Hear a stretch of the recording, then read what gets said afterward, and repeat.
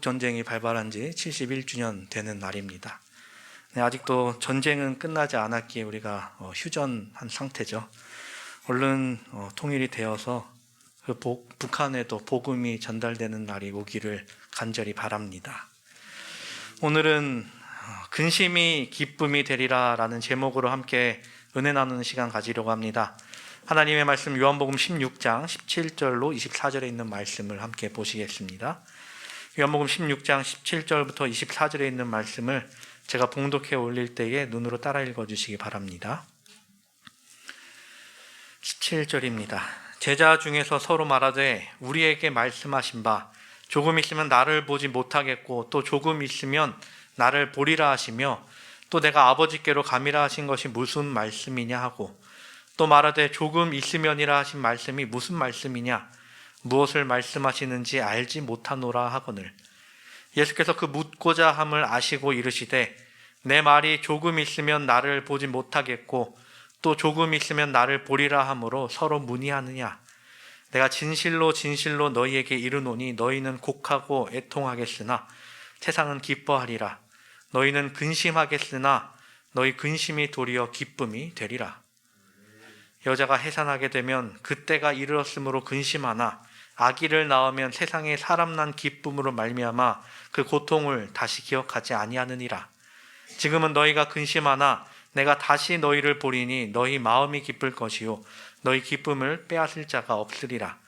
그날에는 너희가 아무것도 내게 묻지 아니하리라 내가 진실로 진실로 너희에게 이르노니 너희가 무엇이든지 아버지께 구하는 것을 내 이름으로 주시리라 지금까지는 너희가 내 이름으로 아무것도 구하지 아니하였으나 구하라 그리하면 받으리니 너희 기쁨이 충만하리라.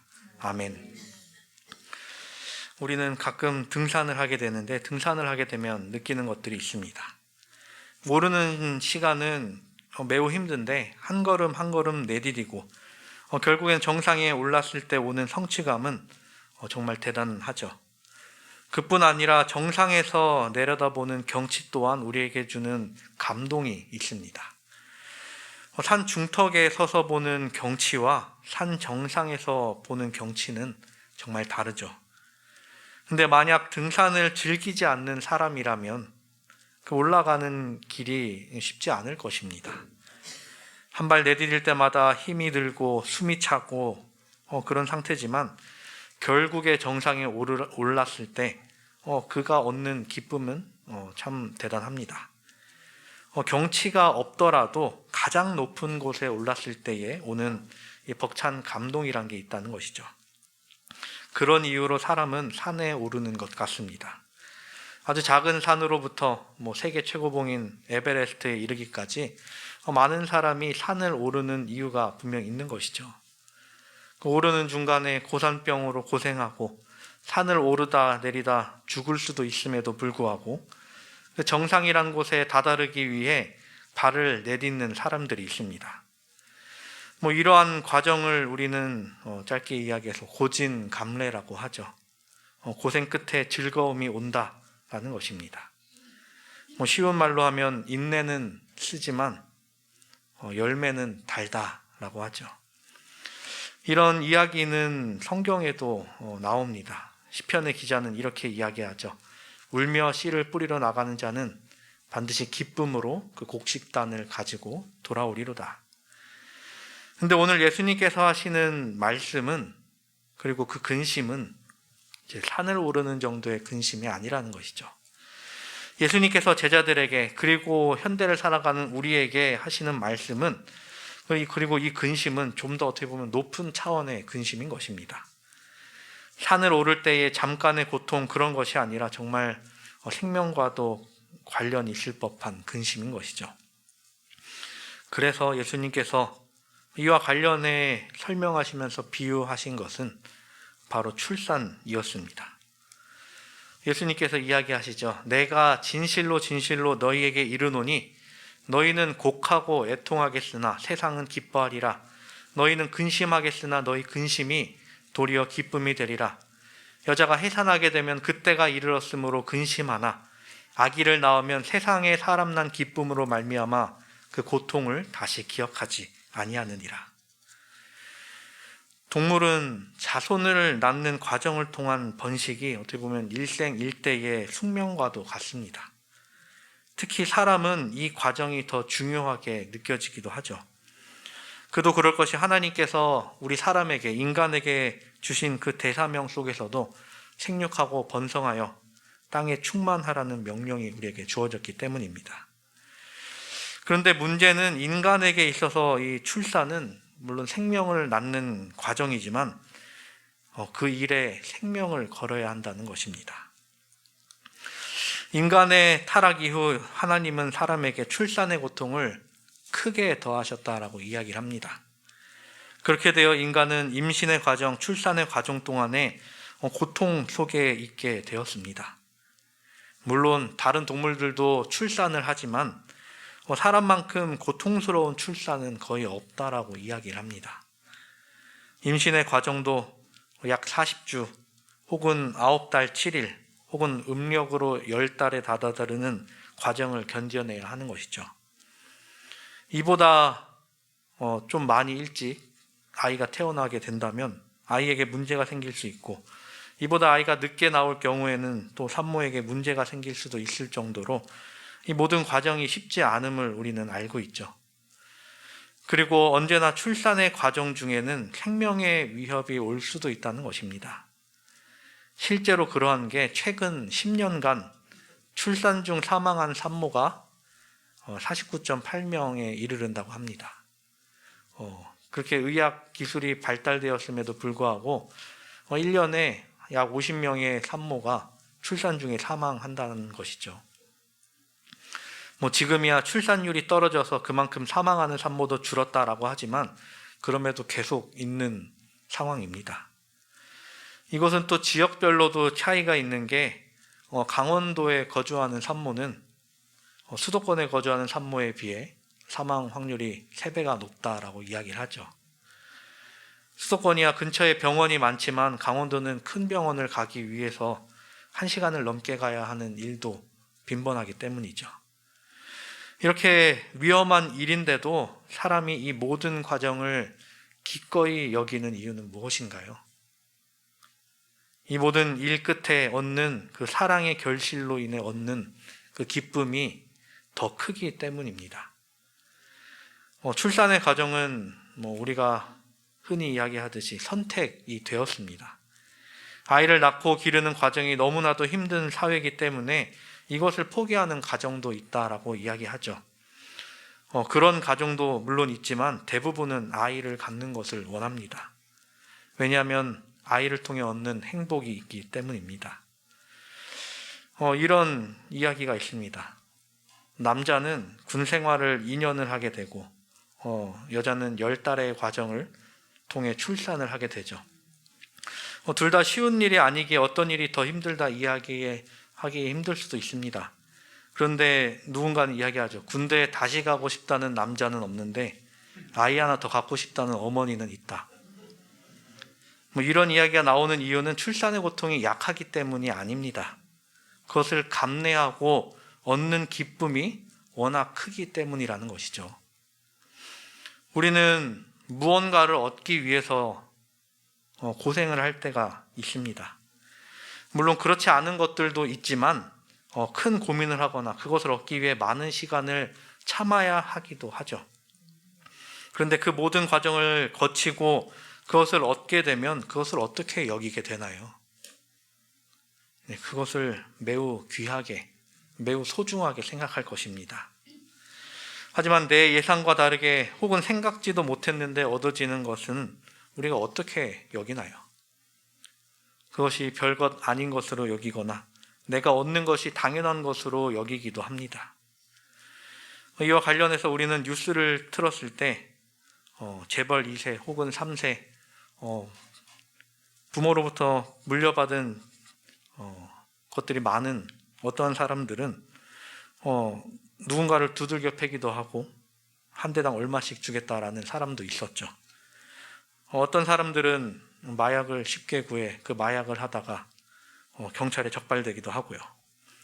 그들이 돈을 펑펑 쓰는 것, 그것은 자기들 것이니 우리가 크게 상관할 바는 아니지만 문제는 그 돈이 자신에게 당연히 있는 것을 여길 때 다른 사람들은 그들로부터 상대적 박탈감을 느낄 수밖에 없다는 것이죠.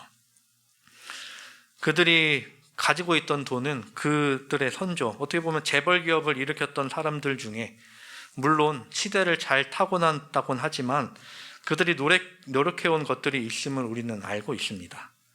그런데 누구는 부모로부터 쉽게 물려받아 그것을 허투루 쓰는 것을 우리는 보곤 한다는 것이죠. 예수님께서는 제자들에게 조금 있으면 너희가 나를 보지 못할 것이라고 몇 번이고 이야기를 하십니다. 그 이유는 예수님께서 십자가로 그리고 하늘로 가시기 때문이시죠. 그로 인해 어떤 일이 일어나나요? 세상은 예수님이 없어진 것을 통해 기뻐한다 라고 이야기를 합니다. 그런데 예수 그리스도를 따르던 무리는 예수님을 보지 못하기에 그것이 무엇이 된다라고 이야기를 하나요? 그것이 우리에게 근심이 된다라는 것입니다. 예수님께서 계시던 시절엔 예수님 뒤만 따라다니면 뭐든 다 될 줄 알았을 것입니다. 배가 고프면 기적으로 먹을 것을 만들어내시고 그들 혼자 배를 타고 다니실 때 예수님은 물 위를 걸어서 그들에게로 오시고 풍랑이 있는 그 상황 가운데서도 예수님은 그 모든 것을 잠잠하게 하셨으며 아픈 사람을 치유하셨는데 더 나아가서 죽은 사람도 살리신 분이 예수님이었습니다. 예수님 옆에만 있으면, 예수님의 말씀만 듣고 있으면 그곳이 천국이었죠. 그런데 그런 예수님이 눈앞에 없어졌을 때, 예수님이 더 이상 눈앞에 보이지 않을 때 더 이제 남겨진 사람에게는 그 상황이 이제 재앙과 다르지 않다라는 것입니다. 길을 잃어버린 어린 양과 같이 홀로 어딘가 남겨진 것처럼 되어버린 자신을 발견하게 된다는 것입니다. 가야 할 바를 알지 못한 채 있는 것만큼 근심되는 것이 어디 있겠습니까? 그런데 그에 반해 세상은 예수님이 없어진 것으로 인해 기쁨이 된다 이야기를 합니다. 이것은 왜일까요? 그것은 예수님께서 알려주시는 그 천국을 이 세상 사람들은 바라지 않았기 때문이었습니다. 예수님께서 이야기하시는 그 천국은 이 사람들에게 부담이 되었기 때문이었습니다.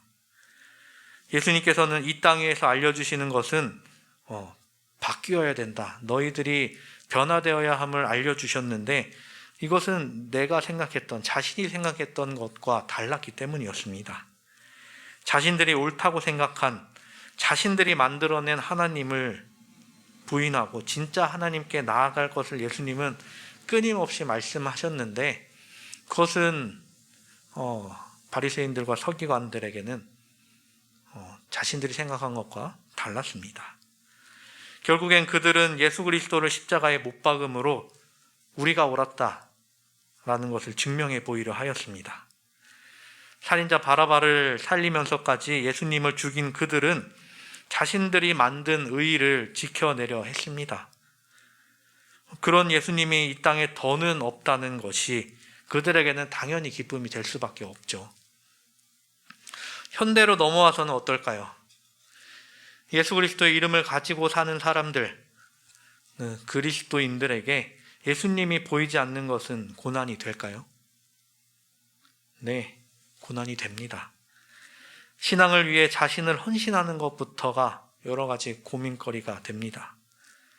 세상을 사는 사람들은 어떨까요?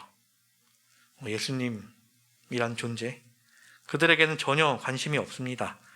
왜냐하면 자신들에게는 예수님보다 더 중요한 물질이라는 것이 있기 때문입니다. 만약 예수님이 계셨다면 그들에게 이야기하시겠죠. 자신에게 있는 것을 팔아 다른 사람들에게 나누어 주라고 할 것인데 이 물질 만능주의에 살아가고 있는 사람들이 과연 그 말을 반가워할까요? 네, 아닐 것입니다. 예수님 없이 살아가는 것이, 그리고 자신들이 많은 것을 가지고 살아가는 것을 복으로 여기고 살아가기에 그들에게는 예수님이 보이지 않습니다. 나아가 예수 그리스도를 따르는 자들을 조롱하며 자신은 더 많은 것을 가졌는데 너희는 예수님을 믿으면서 어떤 복을 받았느냐라고 합니다. 예수님이 돈을 주셨냐, 좋은 집을 주셨냐, 좋은 차를 주셨냐.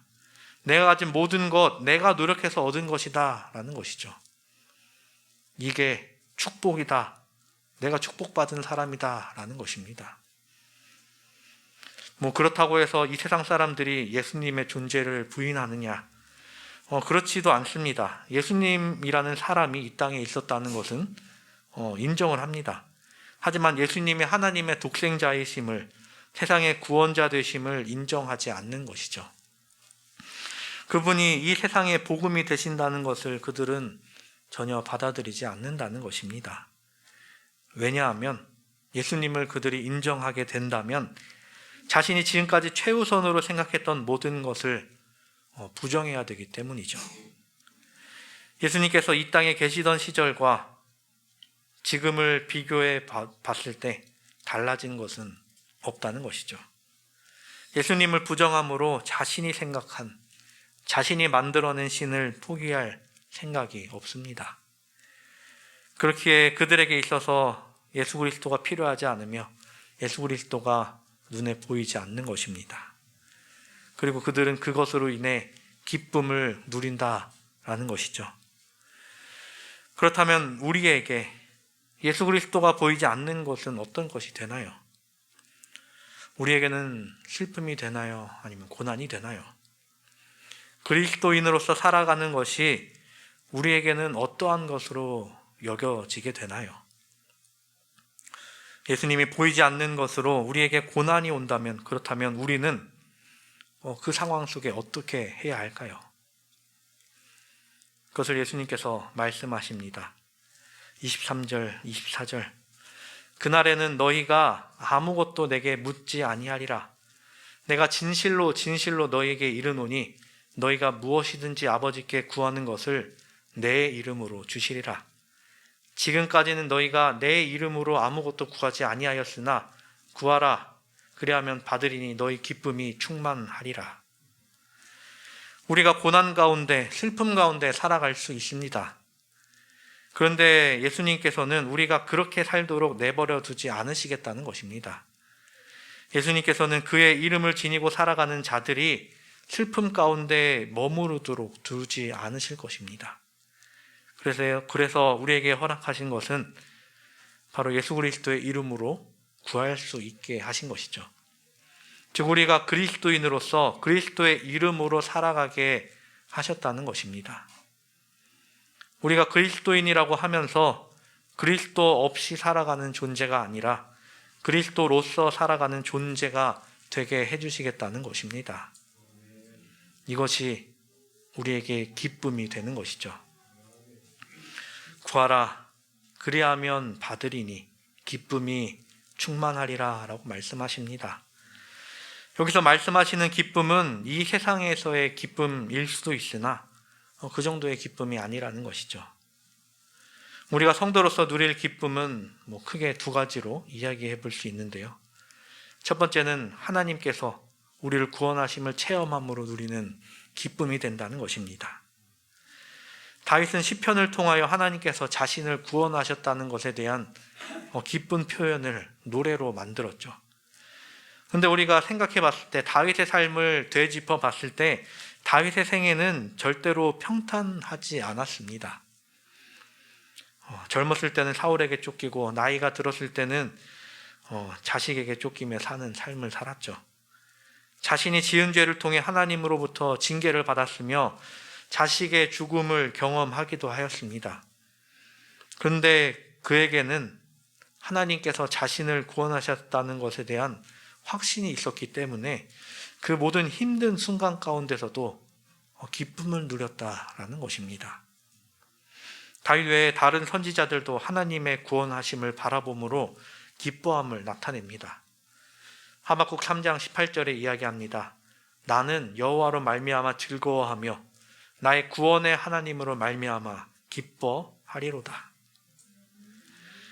그리고 이사야 선지자는 이스라엘 백성들에게 하나님께서 구원하심을 인하여 기뻐하라 라고 전파하기도 하였습니다.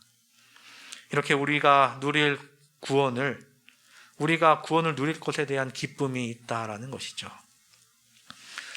두 번째로 우리가 볼 수 있는 기쁨은 성령을 받음으로 인하여 누리는 기쁨입니다.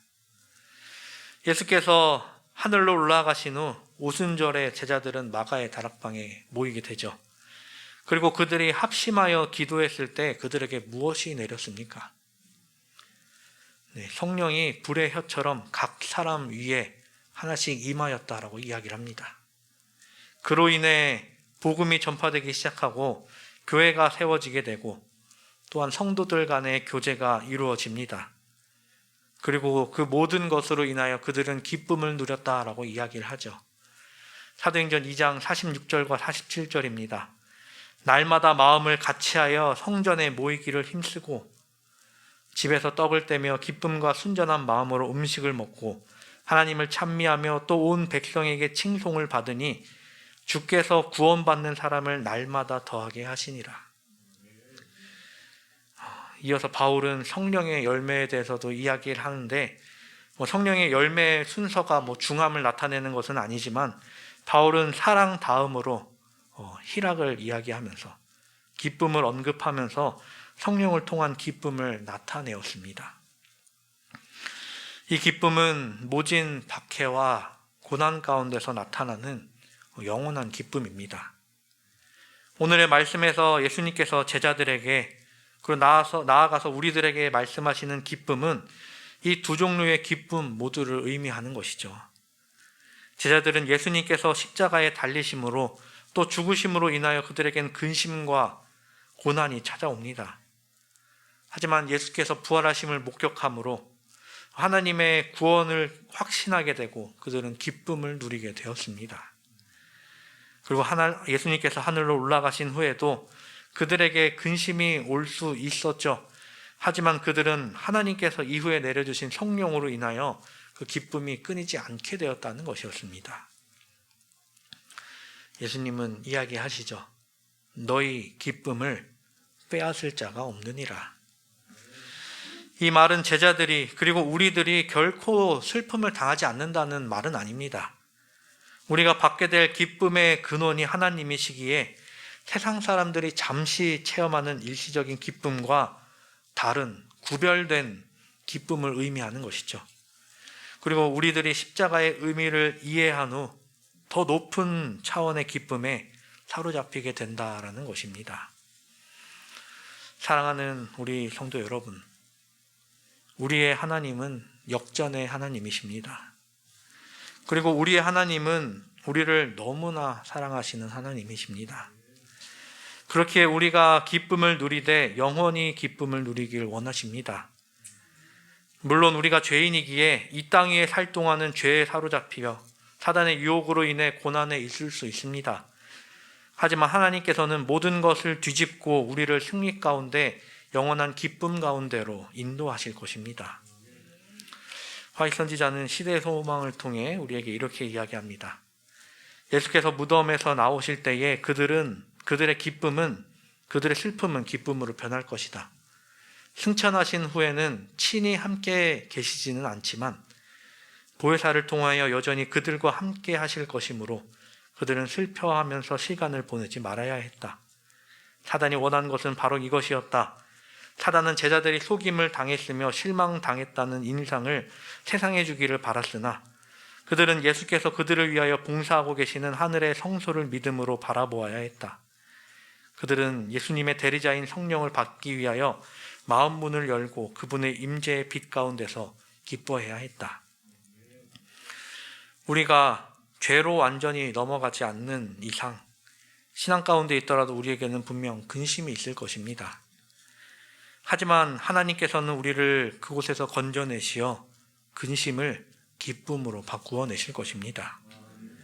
그렇게 우리가 할 것은 우리를 위해 십자가를 지시고 돌아가신 그리고 부활하신 또 우리가 있을 곳을 예비하시기 위해 하늘로 올라가신 그리고 다시 이 땅에 오셔서 우리를 영접하실 예수 그리스도를 믿고 따르는 것입니다. 이 모든 사실로 인해 우리가 기쁨을 누리게 되기를 간절히 바랍니다. 우리 본당에 새로운 현수막이 얼마 전에 걸렸습니다.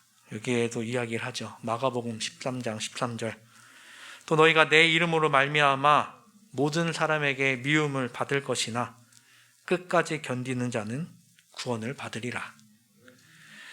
우리가 얻은 구원으로 인해 하나님께서 약속하신 모든 것들로 인해 영원한 기쁨 가운데 거하는 우리 모두가 되기를 간절히 바랍니다.